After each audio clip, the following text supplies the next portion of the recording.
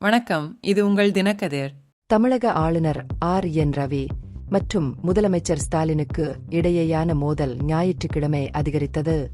ஸ்டாலின் தனது சட்டமன்ற உரையை வழங்காமல் இருந்ததை ஸ்டாலின் குழந்தைத்தனமானது என்று விமர்சித்ததைத் தொடர்ந்து இது நடந்தது. எக்ஸ் இல் ஒரு பதிவில் ஸ்டாலினின் கருத்துக்கள் தேசிய கீதத்தை மதிப்பதன் முக்கியத்துவத்தையும் அரசியலமைப்பு கடமைகளை செய்வதன் முக்கியத்துவத்தையும் குறைமதிப்பிற்கு உட்படுத்துவதாகவும், பாரதத்தை ஒரு தேசமாகவோ அல்லது அதன் அரசியலமைப்பாகவோகவோ மதிக்காத கூட்டணியின் அறிகுறியாக அவரது நிலைப்பாட்டை விவரிப்பதாகவும் ராஜ்பவன் கூறியது. அத்தகைய ஆணவம் ஏற்றுக்கொள்ள முடியாதது என்றும் மத்திய உள்துறை அமைச்சர் மற்றும் பிரதமர் அலுவலகத்தை டேக் செய்துள்ளார்.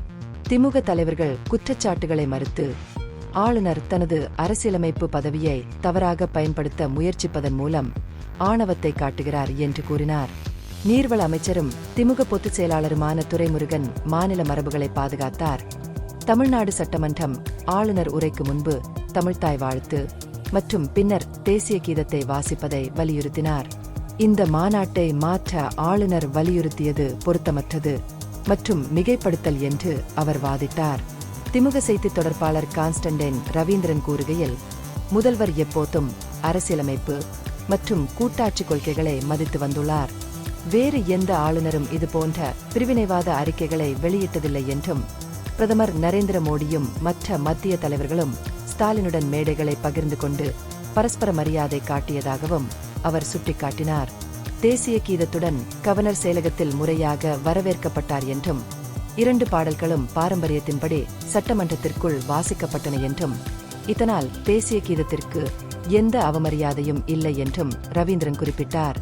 திமுக அரசு அரசியலமைப்பின்படி செயல்படவில்லை என்பதை குறிக்கும் ஒரு கதையை ஆளுநர் உருவாக்குவது போல் தெரிகிறது என்று அரசியல் ஆய்வாளர் தாராசு ஷியாம் குறிப்பிட்டார்.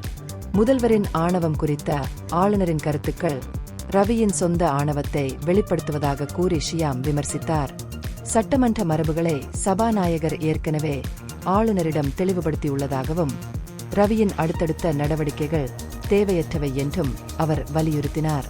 தமிழ்நாடு அரசுக்கும் ஆளுநருக்கும் இடையே நிலவும் பதற்றம் பரவலான விமர்சனங்களை தூண்டியுள்ளது.